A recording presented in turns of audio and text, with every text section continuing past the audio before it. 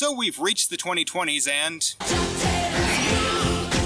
Oh hell yeah, the 2017 reboot of Ducktales is one of the best Disney cartoons of all time. I would rank it right there with Kim Possible and Big City Greens. Now I haven't seen the original show, it was a little before my time, but this series about Donald Duck and his nephews going on adventures with their rich Uncle Scrooge and his housekeeper's granddaughter Webby is funny, exciting, dramatic, creative, and manages to juggle mystery-solving adventures with more down-to-earth city life stuff. And the episode we'll be looking at is from Season 3, and it's called The Trickening.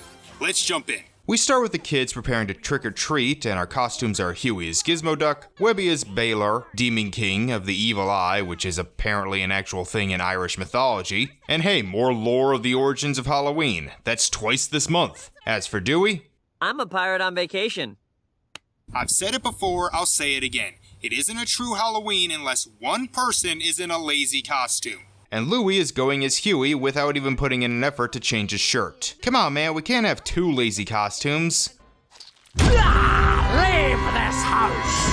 How long were you waiting in there? Also, I love when they switch up the theme song to make them more in tune with the holiday. Scrooge informs them that they won't be handing out candy as he's going out to trick or treat. But what the kids come here for candy? Oh no! It appears someone has taken all the candy already. I hope Beakley can protect your house from the eggs and toilet paper, you cheapskate. Huey has made a plan to rival Mikey's from Bunsen as a Beast, but Louie says they only need to go to one place to get a whole bunch of candy. That place! Nope, Hazel House.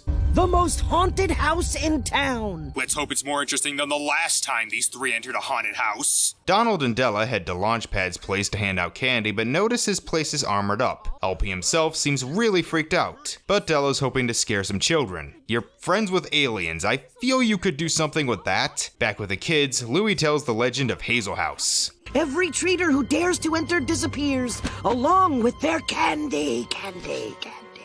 Which means there's years worth of free candy inside! Ew, so instead of just going trick-or-treating and getting new candy, you're gonna go to an old house and get old, melted, probably expired candy? One last sweet score and we will never have to trick-or-treat again! Candy for life! You underestimate how much candy I can eat in a short amount of time. They all head in and, is that a mounted deer head? What exactly are the animal rules in this world? They find a trail of candy wrappers, but they're scared. Come on, guys! We have a ghost butler! We have faced all kinds of monsters! What's gonna scare us here? Actually, that's a fair point. Dewey goes ahead and they come across a room filled with toys, but they find him staring at a static TV. It's all here. Dewey? What are you doing? Nothing. Why? No shit, when I first saw this, I actually screamed out loud, "Oh Jesus!" No.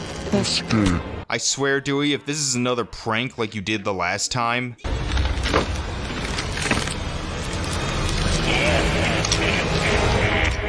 About time these turned into a Saw film.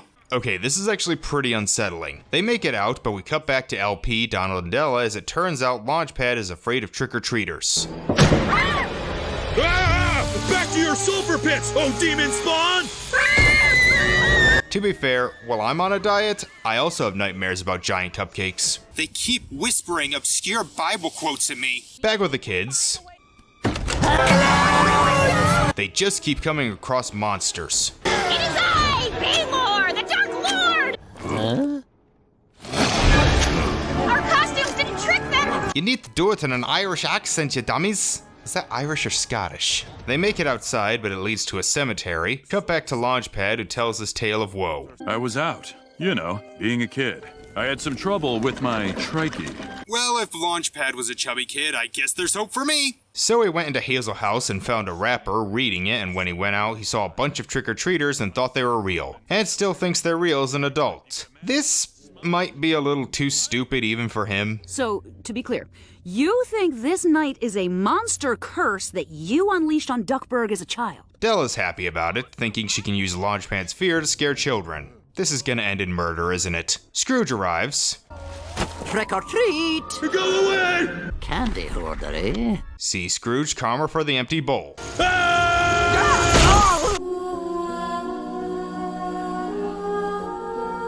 At least the kids are safe. The legend! Where was the candy stash? I've gotta go back in! You deserve to die. Huey and Louie get in a scuffle, or should I say a duckle. Turns out Huey knew about the legend of Hazel House, and before they can even finish arguing... Try and keep us on track? I just wanted to have a traditional Halloween... Saw It, The Ring. This episode's giving kids a bunch of great movies to watch. Yes, this is all scary and shit, but even worse, the clown shows back up. Ah! Ooh, now they're gonna teach the kids about hentai. But after Huey says they have no candy, it's all revealed to be an act. I do love these puns on the gravestones. Well, anyway, back with Launchpad, turns out Scrooge didn't die and is holding his own. I do love that if just one kid tried to get in, then Launchpad would technically be on trial for manslaughter. Also, Friday the 13th, another movie great for the kiddies. Launchpad realizes to stop the curse, he must go back to the Hazel House. Speaking of which, turns out these monsters aren't actually the modern monsters we thought they were, but classic monsters like a were, duck, witch, and vampire. Where are you hiding the candy? You brats are supposed to bring the offering. Candy's the only good reason to celebrate this holiday that is, frankly, pretty offensive to monsters. I hate when Halloween gets so PC. So for centuries, we tricked kids into coming here. For scares so terrifying, they drop their sweets. So you're like candy thieves? Hey, can't go out in the daylight. Not like there's some 24-hour candy store somewhere. Gas stations sell candy, and they're usually open 24 hours. Find whatever the duck equivalent to a Sheetz is. But why the extra costumes? You're already monsters. Kids today don't appreciate the classics. You're scared of, like, random kid stuff. Puppets, clowns, little girls in wells. What is wrong with you guys? Nah, the Ring sequels killed any fear we had of creepy girls in wells. Apparently it's already midnight. How long were you all running around? Huey's upset that they didn't get any candy as trick-or-treating was a tradition in the family. Motherfucker, you got to experience the thing every child wants to experience on Halloween. Hell, most adults want to experience on Halloween. I don't want this to be our last Halloween. You're 10, you still got a few years left. Also, Scrooge is like 100 and he still trick-or-treats. The monsters are pissed they didn't get candy. Webby, what happened when the Celtics ran out of treats to appease the demons with? Usually they fed on children. Why is it always children? Wouldn't adults be more filling? Thankfully, Launchpad shows up and him and the adults scare the monsters. Holy shit, this is the Quack Pack episode again, just better. What have you done to Dewey?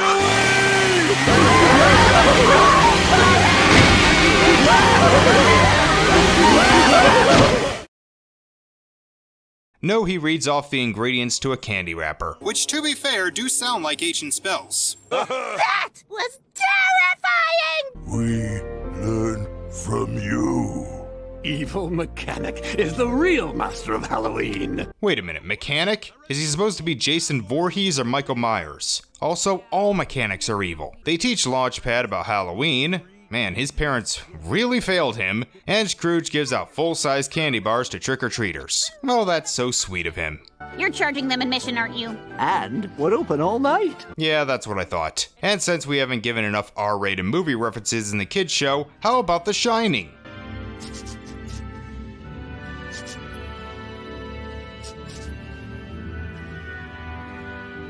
Well, at least it wasn't another Here's Johnny reference. This was awesome.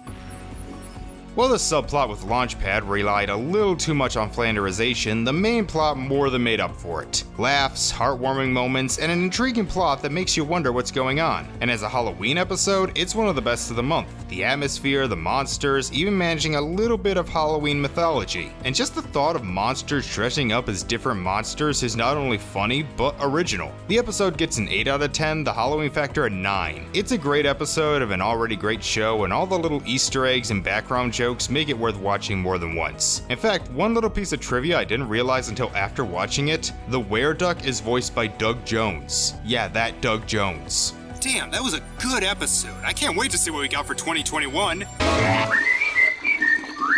Oh, god damn it. With my cut, I could finally open that 24-hour candy store I've been dreaming about since 10 minutes ago!